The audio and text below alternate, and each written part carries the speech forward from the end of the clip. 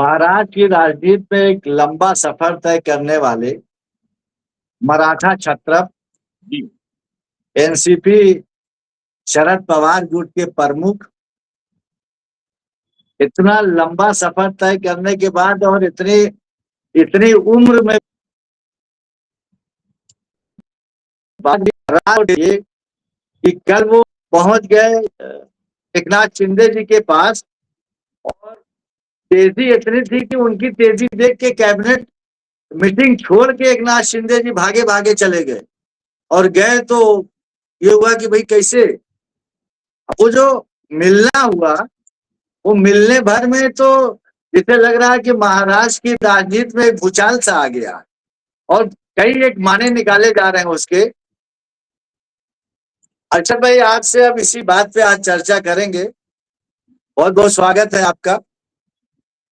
एकनाथ शिंदे और शरद पवार जैसे इतने कद्दावर, इतने बुजुर्ग नेता, मराठा छत्रप, लंबी सियासी पारी खेलने वाले, आखिर कौन सी बात रह गई थी जो उनके कैबिनेट मीटिंग के दौरान पहुंच गए और वो भी कैबिनेट मीटिंग छोड़ के चले आए मिलने? देखिए, शरद पवार साहब का कद महाराष्ट्र की राजनीति में बहुत बड़ा है, इसमें कोई दो राय नहीं। चूंकि सही मानों में कोई जमीनी नेता है तो अकेलौते वो अकेले आदमी है, लेकिन इनकी क्रेडिबिलिटी बहुत खराब रही है।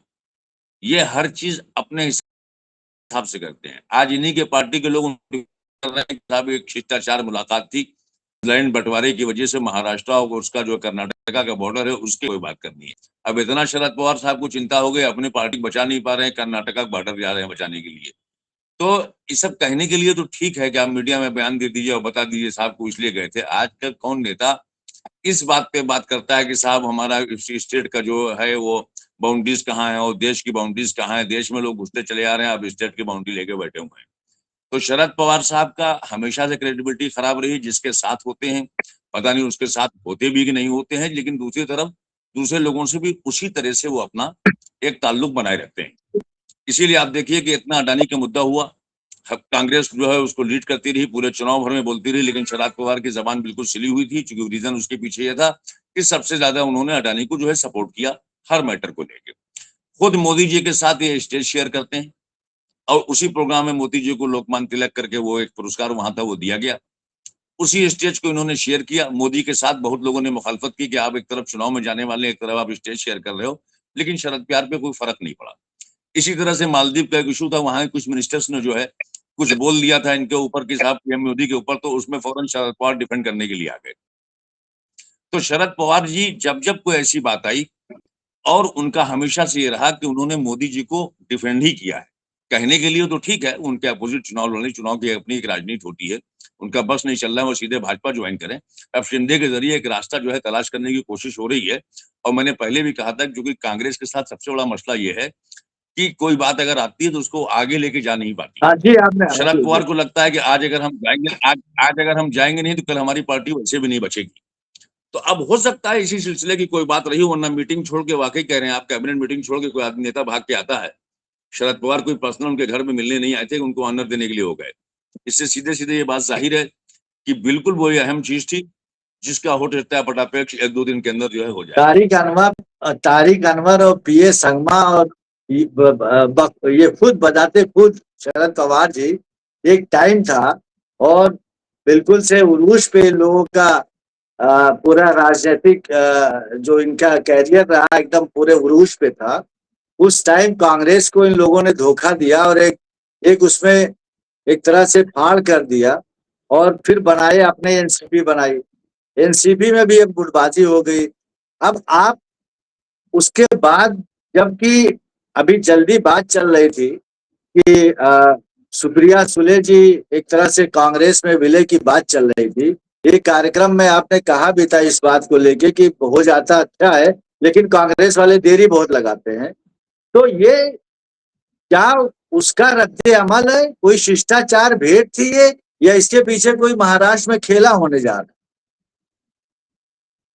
नहीं, खेला कुछ नहीं। अभी तो शरद पवार एक ऐसे लाचार और बेचारे आदमी का नाम है, वो कैसे सरवाइव कर रहे हैं मैं तो इस बात लेकिन से दिमाग पूरा चल और रहा ये है, मैं कहूंगा दिमागी तौर से एकदम से ये हिला है। इस बात से, हाँ, यही यही मैं आपसे अर्ज कर रहा हूं कि वो कैसे सरवाइव कर रहे हैं, ये बहुत बड़ी बात है। ऐसी स्टेज किसी पार्टी के नेता के साथ आ जाए तो मुझे तो लगता है कि उनका उनको पॉलिटिकली कम से कम सरवाइव नहीं करना चाहिए था, क्योंकि इतना प्रेशर आदमी पे हो जाता है। लेकिन चूंकि वो मेंटली टफ है, सारी चीजें हैं, उनको पता लग गया कि अभी पार्टी खत्म हो गई। भतीजे ने इनके नीचे से, नाक के नीचे से लेके उड़ गया, ये खबर नहीं जान पाए। दूसरी पार्टियों को जो है डील बताते थे, इनके साथ समझौता करते थे, इनसे तोड़ते थे, इनके हाथ के नीचे से भतीजा लेके निकल गया और ये खाली मुंह ताकते रह गए। आज की डेट में इनकी पोजीशन ये है कि अगर इन्होंने कोई फैसला नहीं लिया, शिंदे के साथ जाते हैं ठीक है तो सिक्योर हो जाएंगे, नहीं भी जाते हैं, अगर अपनी ओरिजिनल पार्टी में चले जाते हैं, मतलब अजीत पवार जी के साथ, इस वक्त तो वही मानी जाएगी। और इसलिए मानी जाएगी कि जाहिर सी बात है कि अब उनके साथ मेंबर ज्यादा हैं, असेंबली में भी हैं उनके। चलिए एमपी जरूर एक ही दो उनके जीते थे, लेकिन वो पिछले चुनाव की बात होगी, पुरानी बातें हो गई। आज की डेट में शरद पवार साहब का सबसे बड़ा मसला ये है, कब किस टाइम क्या कहेंगे। तो आप इस पे डिबेट कर रहे हैं, वरना मुझे लगता है कि अब ये सारे नेता इररिलेवेंट हो गए हैं, इनकी अब राजनीति में कोई जगह ही नहीं बची जी है जी मेरे हिसाब से। आप शरद पवार जैसे, ठीक है, एक बड़े नाम की वजह से आप कह रहे हैं शरद पवार, वही ना, इनका इतिहास बड़ा खराब रहा। 70s के अंदर ये लेके भाग गए थे पूरे पूरे लोगों को, कांग्रेस को तोड़ के इन्होंने खुद मुख्यमंत्री बन गए। तो बहुत काम कर लिया, 50-55 साल के इनका पूरा एक करियर है। जी जी लेकिन आज के डेट में अप्रासंगिक नेता जी। हैं। लेकिन चूंकि नाम बड़ा है तो हम लोग चर्चा भले ही कर लें, लेकिन इसका कोई खास मकसद नहीं है। ना पार्टी बची है, ना शरद पवार में कुछ बचा है। और इसलिए मुझे लगता है कि ठीक है, आपने बहस का, डिबेट का मुद्दा रखा है, नहीं नहीं, उस पर अब जैसे बोलना आशा है, भाई, लेकिन मैं अपना एक आशा साहब, बात जी एक बात और निकल के आ रही है, जिससे इतनी उम्र होने के बाद, कमजोरी होने के बाद, चलने में कहीं ना कहीं पैर लड़खड़ा जा रहा था। आखिर दो बातें होती हैं, या तो जिसका काम पड़ता वो जाता है, बहुत ही मजबूरी हुई होगी तब ये लड़खड़ाते कदमों से पहुंच गए वहां तक। आखिर वो मजबूरी क्या हो सकती है, वरना ये एक नाथ शिंदे जी भी चले जाते। ये बता रहे हैं कि हम बहुत बड़े देशभक्त हैं, महाराष्ट्र के हम सच्चे किसान नेता हैं, महाराष्ट्र का दर्द हमारे पास बहुत है।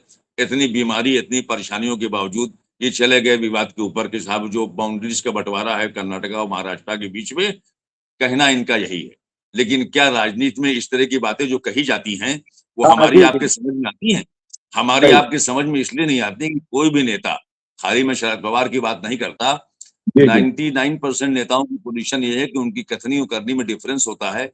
जाते किसी बात के लिए हैं, करते किसी बात के लिए हैं। और ये देखिए, ये जो मीट है, ये मीट, हमने कहा ना, हम तस्करा जरूर कर रहे हैं, लेकिन हमें कोई ताज्जुब नहीं होगा अगर ये कल को आप सुन लें कि साहब ये तो सारे के सारे बीजेपी के साथ तो जा नहीं पाएंगे, तो सोचते हैं शिंदे के साथ चले जाएंगे। हमें वो संजय राउत ताज्जुब नहीं बहुत होगा। खफा हो गया अरशद भाई। और ऐसा भी हो सकता है कि अपने को टैग हटाने के लिए, चूंकि माइनॉरिटीज के वोट इनके पास रहते हैं, ना शिंदे के पास जाए तो अजीत पवार जो है जो है वो सुमित्रा पवार के साथ चले जाए, लेकिन लेकिन कांग्रेस के लेकिन साथ ना जाए। लेकिन अच्छा, कांग्रेस अच्छा साहब, संजय राउत बहुत खफा हो गए, वो बहुत असहज वाली स्थिति में आ गए, क्या अब हम क्या करें। संजय राउत के पास बचा क्या है? संजय राउत के पास बचा क्या है? उनके बाल इतनी तेजी से गिर रहे हैं कि आप अंदाजा नहीं कर सकते।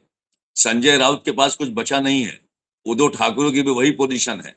आदित्य का चेहरा उतर गया है। ये सब जो है, महाराष्ट्र की राजनीति से भाजपा ने इन लोगों का पूरा काम लगा दिया। अब इनकी हालत ये है कि बयान वान दे के अपने आप को बचाए रखें, उससे ज्यादा इनके पास कुछ बचा नहीं। संजय राउत के आप सोच लीजिए, 8 मेंबर की पार्टी हो और उसमें से 6-9 की पार्टी हो, 6 भाग जाए, संजय राउत क्या बात करेंगे?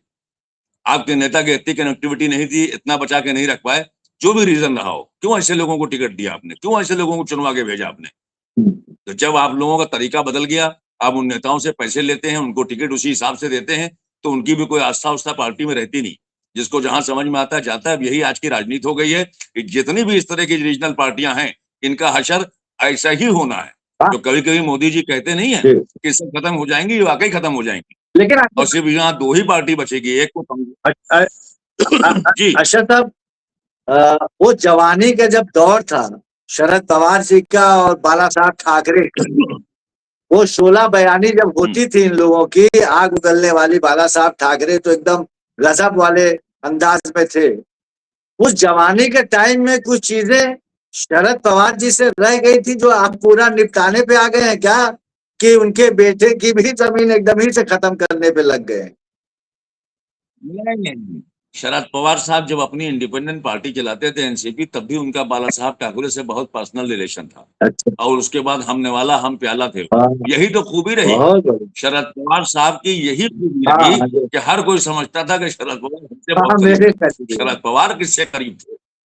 शरद पवार किससे करीब थे मुश्किल है। इतने टाइम के बाद 90 साल की उनकी उम्र हो गई है, कोई ये नहीं कहता। लेकिन क्या है कि अब उनका वो खत्म हो गया, जो उनका ऑरा वो खत्म हो गया। वरना शरद पवार जाते जी, दक्षिण थे और मिलते पश्चिम में थे। पश्चिम चलते थे तो मिलते थे पूरब में। शरद पवार का ये था, जो कहते थे कभी करते नहीं थे, और जो करते थे कभी कहते नहीं थे। तो शरद पवार की राजनीति अलग टाइप की थी। बाला साहब से इनके पर्सनल रिलेशन बहुत मीठे थे। क्या आपस में जी, जी। चिमगोइयां होती थी, हमारे आपके लिए कहना बहुत मुश्किल है। हाँ, इसका मतलब ये हो गया कि इंडिया अलायंस में एक दिखावे के तौर पे चीजें चल रही हैं, बाकी होने वाला नहीं है कुछ। इंडिया अब अलायंस अलायंस जब अलायंस कुछ है ही नहीं। अब अलायंस अलायंस कुछ है ही नहीं। 27 का चुनाव है, अखिलेश यादव वो ध्वस्त हो जाएंगे। अलायंस अलायंस सब खत्म हो गया। ममता निपट गई, उद्धव निपट गए, शरद पवार निपट गए। एक बचे लाल टोपी वाले, देखिए इनका भी क्या होता है। टोपी तिरछी होती है, टोपी सीधी बनी रहती है, इसका हमें इंतजार है। तो इस चुनाव में मुझे लगता है ये भी निपटा दी जाएंगे, फिर कहानी खत्म। फिर बचेगी भाजपा, जो बहुत मजबूत रहेगी, दूसरी रहेगी कांग्रेस। अब अगर कांग्रेस के नेता में दम होगी, चूंकि इनके यहाँ भी स्लीपर सेल भले पड़े हुए हैं, आज भी ऐसे लोग हैं जो भाजपा ही का काम करते हैं आसान। तो क्या हाँ टाइम मतलब लगाएंगे, कितना रिशफल कर पाएंगे, कैसे कर पाएंगे, मुझे अब कुछ नजर नहीं आता।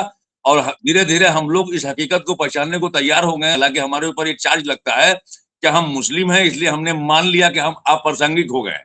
ऐसा नहीं है। हम यहाँ की राजनीति के लिहाज से बात कर रहे हैं। हमारे वोट की तो वैल्यू खत्म हो गई। हम लोग भाई तो इररिलेवेंट हो गए। हम वोट ममता बनर्जी। किसी के फेवर में थे, किसी के खिलाफ थे, हमारे दिने न दिने से कोई फर्क नहीं पड़ता। जी जी। अच्छा साहब, वो ममता बनर्जी का खेला होइबे, वो हम्म। बीजेपी ने जो है वो ले लिया क्या कि अब देखो हम कैसे बताते हैं खेला होइबे, थोड़ा तो खेले भाई बुलवा जब देंगे। आप जब आप जमीनी हकीकत से दो चार नहीं होंगे, आप हाँ, तुष्टिकरण की राजनीति भाजपा कहती है, वो गलत नहीं कहती। जो पार्टियां यहाँ सेकुलर नाम पे बात करती हैं, वो बेसिकली मुस्लिम तुष्टिकरण करती हैं। आप जब हिंदू वोट नहीं ले सकते, आप में इतना दम नहीं है, तो क्या राजनीति करेंगे हमारे नाम पे? बर्बाद हमको कराते हैं, सामने हमको लाके डाल देते हैं। आप चारा हमें बनवाते हैं। हम तो आपके चैनल के थ्रू मुसलमानों से भी अपील करते हैं, इतना इमोशनल हमें होने की जरूरत नहीं है। जिसको समझ में आए वोट दीजिए। किसी ऐसी पार्टी जो सो कॉल्ड सेकुलर, छदम निरपेक्ष, जो धर्म निरपेक्ष पार्टियां हैं, इनके चक्करों में पड़ने की हमें जरूरत नहीं। वोटिंग आपका राइट है, वोटिंग आपका हक है। जिसको चाहिए जाके वोट दीजिए। इनके पीछे जाएंगे तो इनका तो हशर पता है क्या होगा, लेकिन आपका भी हशर उससे बदतर हो जाता है, क्योंकि सामने आप आ जाते हैं। जी, अशरफ आज साहब एक आखिरी। बंगाल में सबसे ज्यादा कोई परेशान हो रहा है तो मुसलमान परेशान हो रहा है वहां पे। उत्तर प्रदेश की राजनीति में किसी को दिक्कत आ रही है तो मुसलमान को आ रही है, ये समझने की जरूरत है। अशरफ साहब एक आखिरी सवाल कि इस पूरे घटनाक्रम को आप कैसे देख रहे हैं? मतलब महाराष्ट्र में वैसे तो सरकार चली रही है, वहां पे गठबंधन की भारतीय जनता पार्टी मजबूत दर मजबूत कंडीशन में चल रही है, तो ऐसी हालत में क्या वो अपना कुछ बचाने उचाने के सिलसिले में गए थे या कुछ बीजेपी का बनाने गए? नहीं नहीं, ये मजबूर हो गए हैं। अभी लोग सोचते हैं 10 काम अपने ही निकाल लो। सब सब सब यहां तक डूबे हुए हैं, हलक तक, गबन के ऊपर। आप हो खुदा सकता है रोहित कसम। पवार हो सकता है रोहित पवार को बचाने के लिए गए हों। इन लोगों ने अपनी राजनीति में इतना गोरा काला किया है, इतनी जी। हकूक संपत्ति इन लोगों ने इकट्ठा कर रखी है कि अब सोचते हैं यही बचा लो। नेता तो बनना नहीं, बिल्कुल वही हाल है जो मायावती जी का हो गया आज के देश में, उत्तर प्रदेश की राजनीति में। समझ रहे हैं आप? तो बाकी जी इससे जी। ज्यादा कुछ नहीं। चलिए अशरफ साहब, बहुत अच्छा लगा, आपने सारी बातों को एकदम से चंद जुमलों में समेट दिया है। समझने वाले समझ सकते हैं कि होना जाना अब कुछ नहीं है, सारी एनर्जी खत्म है। जो एनर्जी थी वो टिकड़मों में लगा के अपने आप को जाया कर दिया। पोटाश अब बचा नहीं है, तो सब मिला के देखना है कि क्या होने वाला। जो बचे खुचे विपक्ष के नेता, उनके साथ कौन सा खेला होने जा रहा है। बहुत शुक्रिया, बहुत धन्यवाद, स्वागत।